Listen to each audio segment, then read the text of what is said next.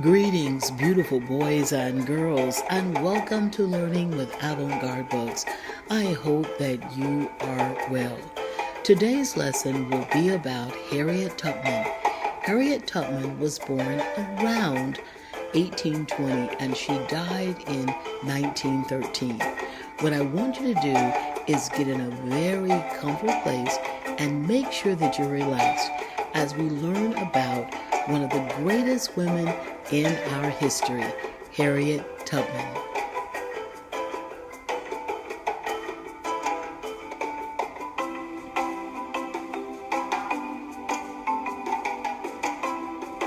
In 1896, Harriet Tubman said, "I was the conductor of the Underground Railroad for 8 years, and I can say what most conductors can't say. I never ran my train off the track, and I never lost a passenger." So boys and girls, what was the Underground Railroad? Well, the Underground Railroad was an effort to resist slavery. It refers to the efforts of enslaved African Americans to gain their freedom by escaping bondage. Harriet Tubman was known as the Moses of her people because she helped over 300 people go from the South to the North to freedom.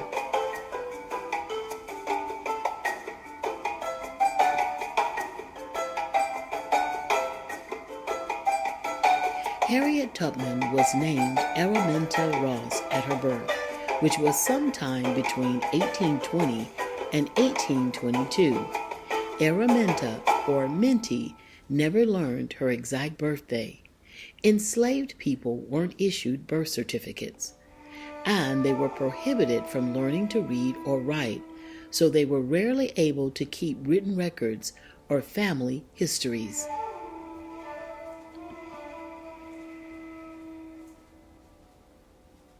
Enslaved people were regarded as property, no different in the eyes of the law than a horse, pig, or cow, or even a wagon or piece of silverware.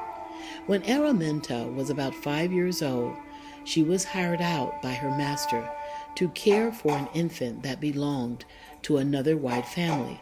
If the baby cried, the child's mother would hit Araminta as punishment.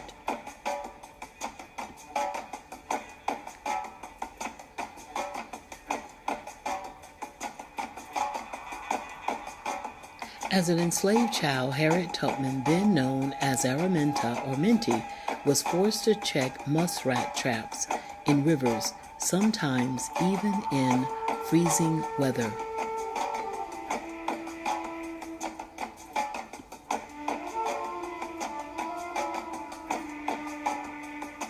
She also had to work in the fields, doing hard labor like an adult. She loaded timber and split fence rails.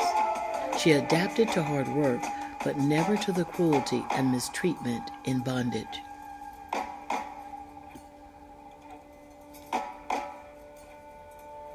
When Harriet Tubman was a young teen, a white man threw a 2-pound weight to stop a black man from running away, but hit Harriet by mistake, cracking her skull and knocking her to the ground.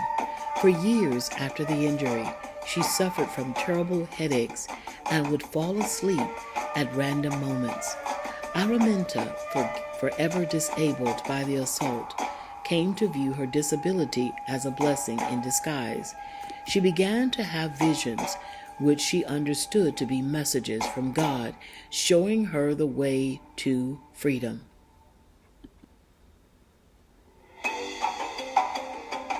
In 1849, she ran away to the north, using a network of trusted people and safe houses known as the Underground Railroad. By then, she had taken her mother's first name and added it to her married name. She was known as Harriet Tubman. Harriet joined the abolitionist movement to end slavery. Then she repeatedly risked her own liberty and journeyed back into the South to guide family members and others to freedom.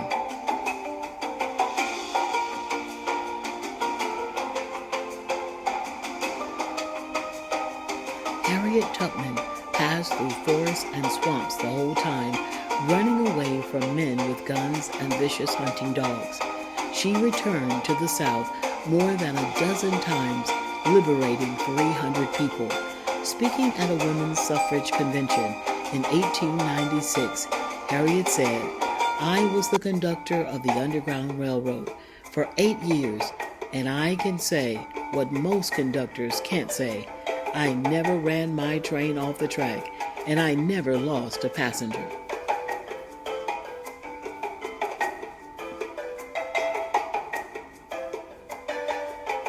Harriet learned the countryside so well that when the Civil War broke out in 1861, she became a valued asset to the military.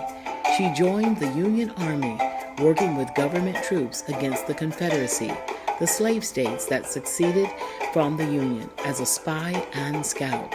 She would visit enslaved people on plantations and gather crucial information, such as the locations of Confederate troops or their supplies. Harriet also served as a nurse, using her knowledge of medicinal herbs and treatments to cure infections and illnesses. Diseases killed more soldiers during the Civil War than the actual fighting. A year and a half into the Civil War, President Abraham Lincoln issued the Emancipation Proclamation, abolishing slavery in states that seceded from the Union. He opened up the ranks of the military, allowing nearly 200,000 black men and women to join.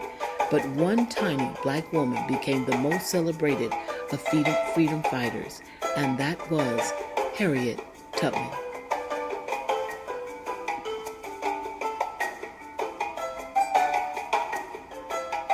After the war, Harriet Tubman made Auburn, New York, her home in 1859.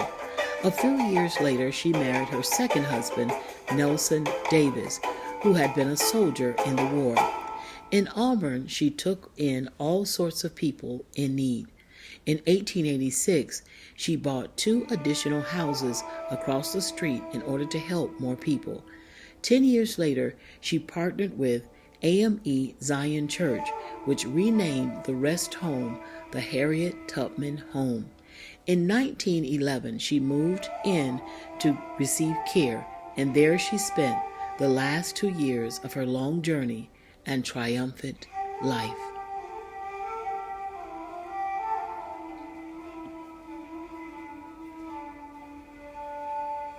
Wonderful boys and girls, there is so much more that you can learn about this amazing woman, Harriet Tubman. There are monuments all over the country honoring her. Here are just 2 of them. There's one in Boston, Massachusetts, and there's also one in Lancaster, Pennsylvania.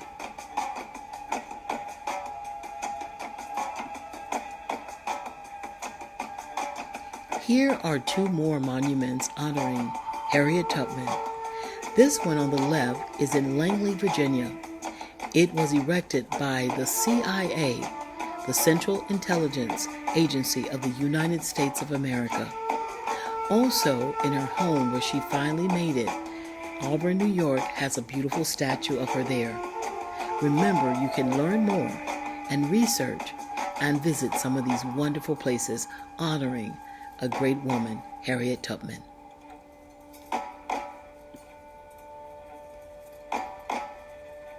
On your left, you'll see a monument that you can visit in Newark, New Jersey. And on your right, there is going to be a wonderful monument built in Beaumont, South Carolina. It is not completed yet, but when it is, it will look like the model you see there on the right.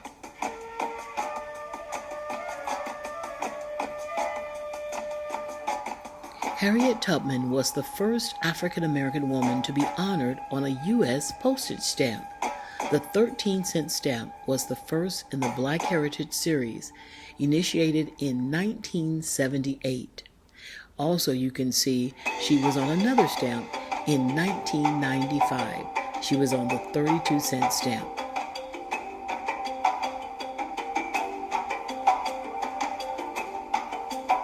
Here is a beautiful historical marker in Dorchester County, Maryland, honoring Harriet Tubman. The Moses of her people, Harriet Tubman of the Bucktown District, found freedom for herself and some 300 other slaves whom she led north in the Civil War. She served the Union Army as a nurse, scout, and spy.